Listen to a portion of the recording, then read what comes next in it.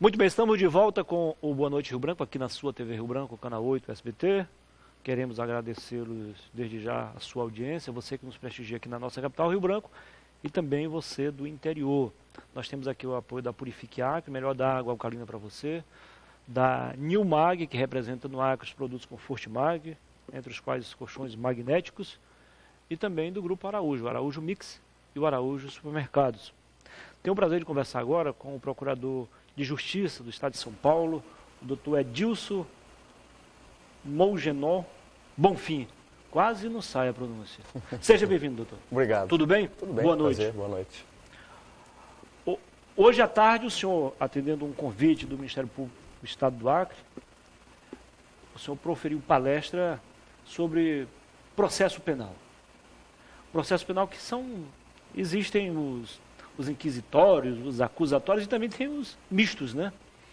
Mas, afinal de contas, eu queria que o senhor explicasse o que é e a sua importância para que realmente haja justiça, para que a gente possa combater com eficiência os criminosos, para que não haja mais aquela sensação ou a certeza da impunidade.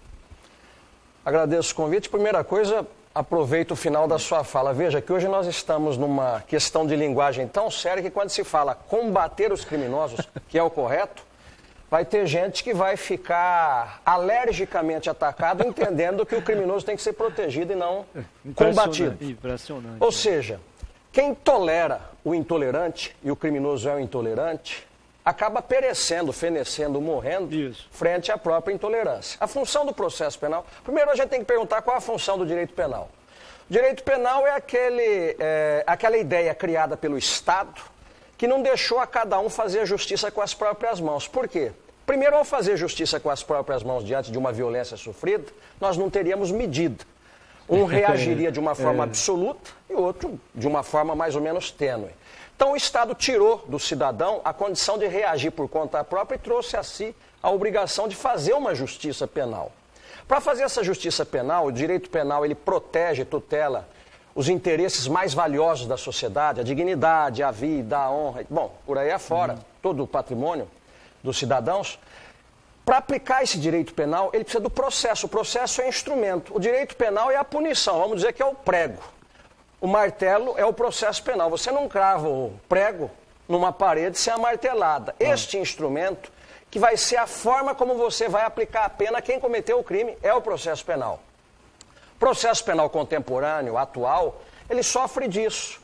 Tanto se avolumou a luta pelos direitos do cidadão, que num determinado momento, porque o Brasil viveu em época de ditadura, passou-se a confundir o criminoso de rua, violento, brutal, estuprador ou assaltante, com o antigo criminoso político, que era uma divergência de ideias. E se passou a superproteger o verdadeiro marginal de rua, de onde eu falei. Hoje é quando a gente fala em combater o crime, tem gente que fica alergicamente atacada. Imagina que a gente deveria proteger o criminoso, quando a função do direito é proteger o cidadão. É verdade. Essa questão da violência, ela divide opiniões, inclusive opiniões de pessoas altamente capacitadas, experimentadas, né, que estudaram, que se qualificaram, se prepararam, enfim.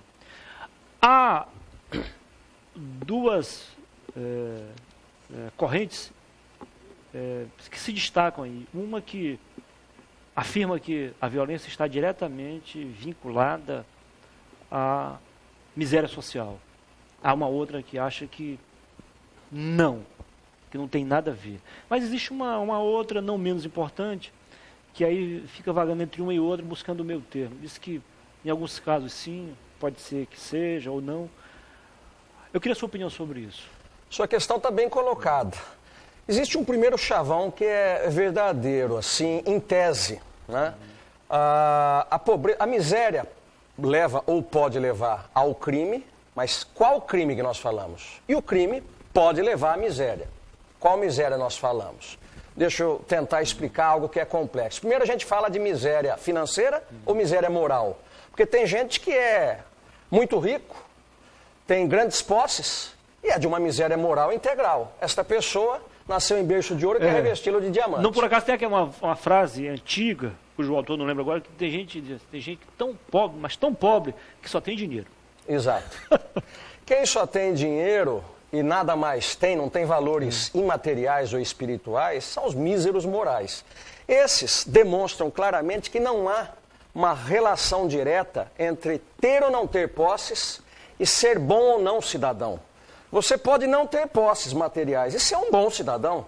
Você pode ser muito rico, deter grande patrimônio e ser um mísero cidadão. É verdade. Então, essa relação entre pobreza e crime não existe. A Índia está aí para demonstrar, o Egito, a gente conversava ontem com colegas do Ministério Público aqui do Acre, mostra que em países onde há uma disparidade social muito maior, a taxa de criminalidade é muito menor, mostrando que não há esta relação de causa e efeito entre dinheiro e ter ou não maior taxa de criminalidade. O que existe no Brasil, primeiro, uma cultura de impunidade muito grande, uma cultura de violência muito grande, e uma certeza de que se houver punição, a punição não é uma punição exemplar, porque as pessoas dizem, foi condenado, mas foi condenado ao quê? A uma pena de plástico. Foi condenado a uma martelada de plástico em noite de carnaval? Eu quero saber se foi pena mesmo, que a pessoa sentiu na carne, como fez o outro sentir. Quando você despoja uma moça do seu prazer de viver através de um estupro, qual é a pena que o Estado entrega a este estuprador? Quanto tempo ele vai ficar preso? Mas é muito grave, eles sofreram uma pena porque ele vai ficar muito tempo preso. Bom, a pessoa que foi tatuada na alma nunca mais se esquece. Verdade. E o Estado não pergunta mais, doravante, quais as dores que essa pessoa vai carregar. Então fica todo mundo com os olhos voltados somente a quem cometeu a danura. É necessário deitar um outro olhar sobre quem sofreu as ações do crime também. Então este processo penal de equilíbrio, que é o que a gente reclama, que é o que nos parece necessário para a convivência social, é uma bandeira que a gente traz. Nós fundamos em São Paulo há alguns anos a chamada Escola de Altos Estudos em Ciências Criminais, que é justamente a ideia para devolver o direito penal ao seu leito original. O direito penal não é para proteger criminoso, é para proteger a sociedade. É para proteger a sociedade contra quem tenta desagregá-la. O discurso foi enviesado nos últimos anos. Os pretensos sábios, eu digo pretensos, porque eu sempre recito um filósofo francês que o homem é extraordinário, às vezes sabe coisas extraordinárias, ele só não sabe as coisas ordinárias. Então ele é um homem de teoria, mas eu quero saber na prática, se ele sabe fazer nascer um pé de feijão. Eu quero saber se ele sabe quando o lobo ataca as ovelhas, o que ele tem que fazer. Tem gente que vai torcer pelo lobo. É lamentável. Essa é a vida, é a natureza, e o homem não pode ter progredido socialmente ao ponto de, neste começo de novo século, ainda estamos no começo, parece que nós estamos pior do que na época das cavernas, porque você mata hoje sem razão nenhuma e no passado matava só para autodefesa ou para se proteger. O senhor me fez lembrar uma cena. As pessoas que costumam assistir aos julgamentos lá nos tribunais, que tem um julgamento singular, né? Tem nos tribunais. Há, de um lado, a acusação, ou por parte do Ministério Público, com apoio do advogado de acusação, a outra, a defesa, seja do advogado ou da Defensoria Pública, e no centro, o juiz, além dos componentes do Tribunal Popular. Nos três casos, todos são qualificados, estudaram bastante direito, ordenamento jurídico, enfim. Tecnicamente são perfeitos. Mas os três pensam diferentes. Até que ponto isso aí serve para aprimorar esse processo todo e lá no final seja de fato registrado com ênfase à justiça, que a justiça seja feita em sua plenitude?